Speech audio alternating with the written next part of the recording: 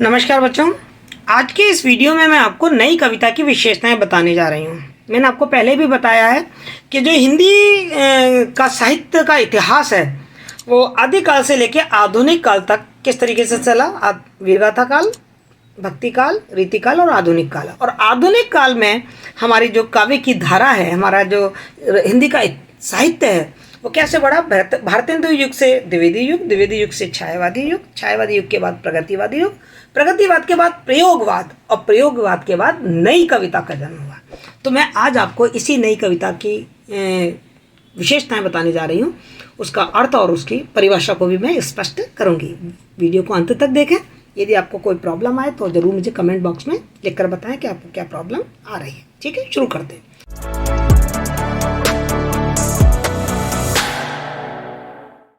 प्रयोगवादी काव्य परंपरा के पश्चात नई कविता का प्रवर्तन हुआ। प्रयोगवाद और नई कविता की प्रवृत्तियों में हमें कोई विशेष अंतर दिखाई नहीं देता। नई कविता प्रयोगवाद की नींव पर ही खड़ी है। प्राय समस्त प्रयोगवादी कवि, जिनमें मुक्तिबोध, दुष्यंत कुमार, सर्वेश्वर दयाल सक्सेना, शकुंतला माथुर आदि प्रमुख हैं, ये सब नई कविता की रचना कर्म में प्रवृत्त हो गए, शामिल हो गए। यानी कि जो प्रयोगवादी कवि थे वो नई कविता में भी शामिल हो गए। तो निश्चित रूप से जब वही कवि हैं तो प्रयोगवाद की कुछ विशेषताएं तो नई कविता में आएंगी। इसलिए प्रयोगवाद और नई कविता में हमें बहुत कम अंतर दिखाई देता है, पर कुछ तो अलग भी होगा। तभी तो प्रयोगवाद के बाद इस कविता को हमने नई कविता कहा। तो हम देखते हैं इसको नई कविता हमने क्यों कहा। ऐसी मान्यता है कि नई कविता प्रयोगवाद को मुक्त भाव से आत्मसात करते हुए अवतरित हुई तथा नई कविता प्रयोगवाद का ही एक परिष्कृत रूप है। इस कारण कुछ लोग नई कविता को प्रयोगवाद का छद्म रूप भी स्वीकार करते हैं, तो कुछ प्रयोगवाद और नई कविता को एक ही मान लेते हैं। डॉक्टर जगदीश गुप्त ने नई कविता को प्रयोगवाद का विकसित रूप मानकर नवीन चेतना, नवीन भाव भंगिमा एवं शिल्पगत नवीनता के कारण इसे नई कविता का नाम दिया।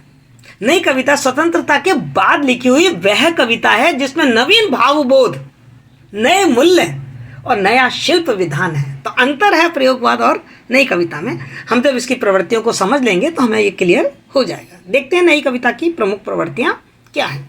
कथ्य की व्यापकता और दृष्टि की उन्मुक्तता, ईमानदार अनुभूति की आग का आग्रह और नवीन आधुनिकता से संपन्न भावबोध के आधार पर नया कवि प्रयोगवाद के बाद एक नए शिल्प को गढ़ने लगा था।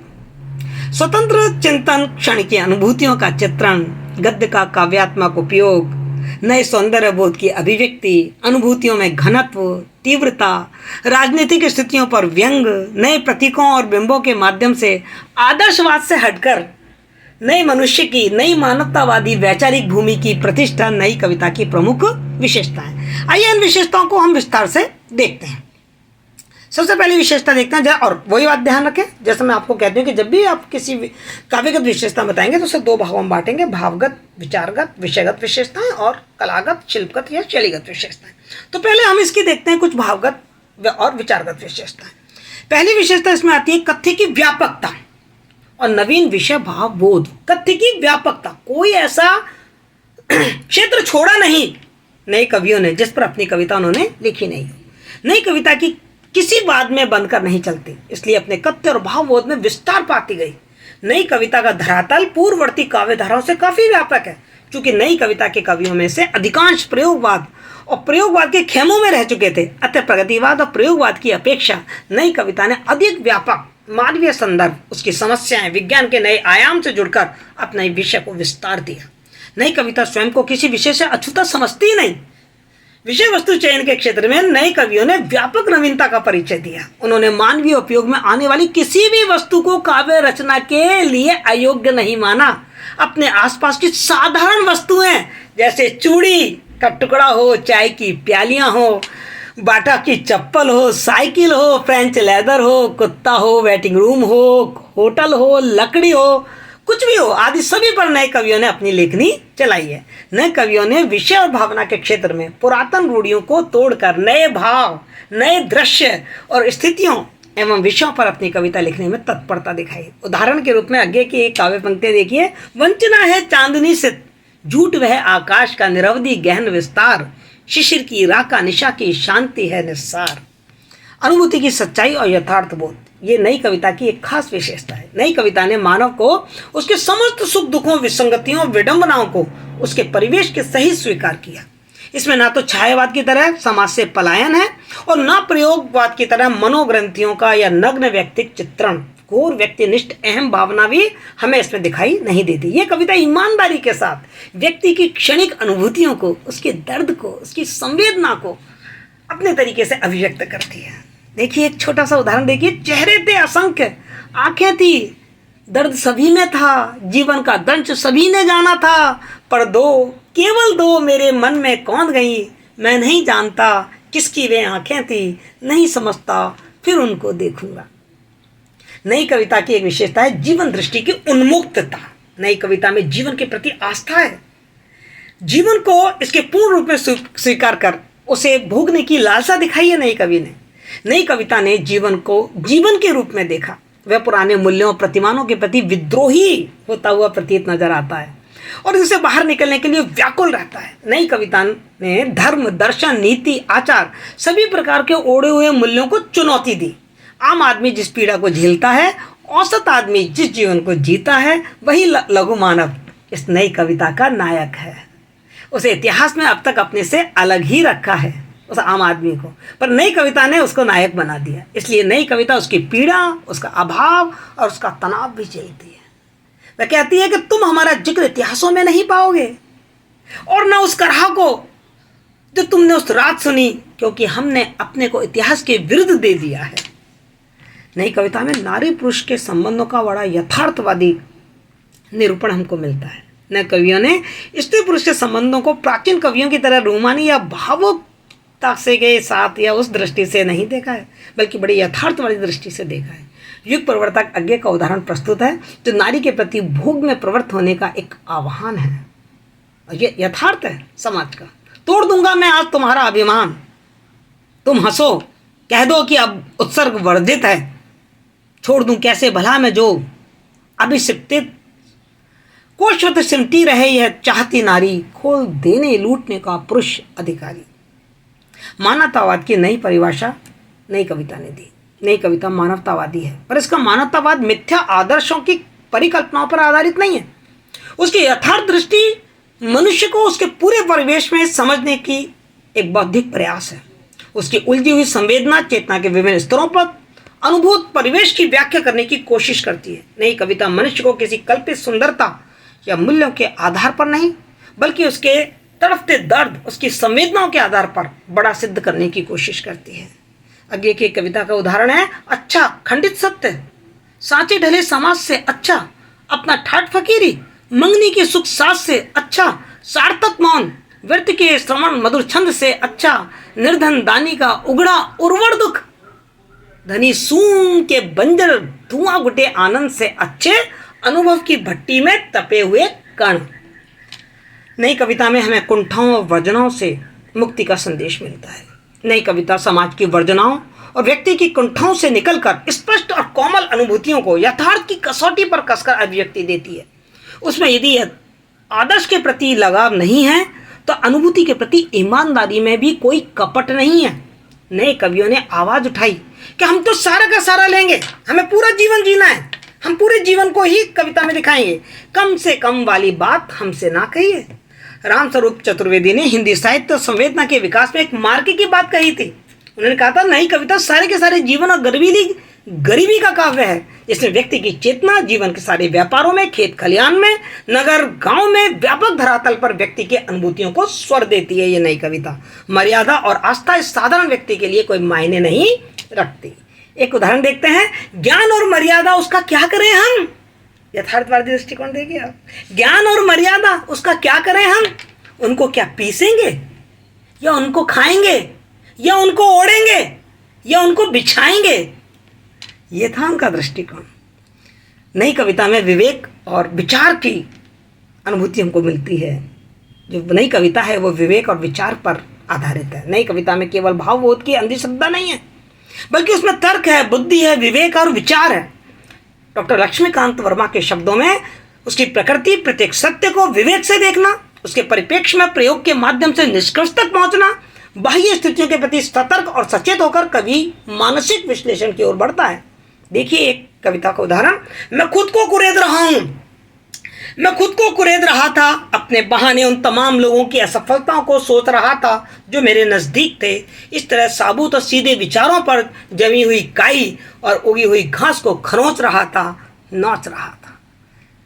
नई कविता में विसंगतियों का बोध भी हमें देखने को मिलता है। नई कविता के कवियों ने आधुनिक जीवन की विसंगतियां, उसकी अर्थहीनता, उसकी बोरियत को समझा और उसको अभिव्यंजना दी अपनी कविता में।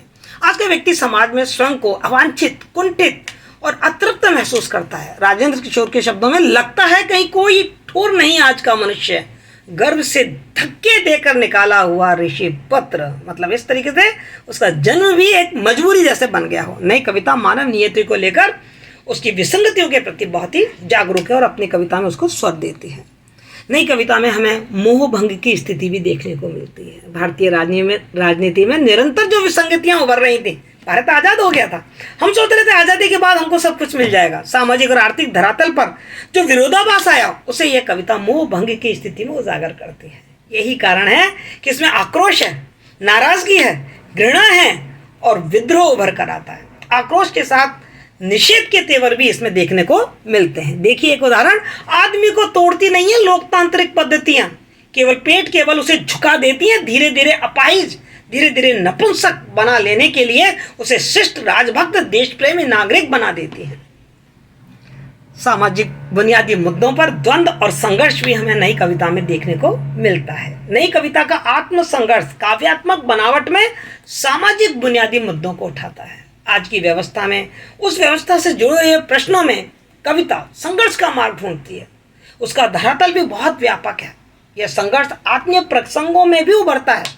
उसमें सामाजिक और मानवीय व्यापार के संदर्भ उभरते हैं। ये कविताएं विषमता से जूझती हैं और नया रास्ता सुझाने का प्रयास करती हैं।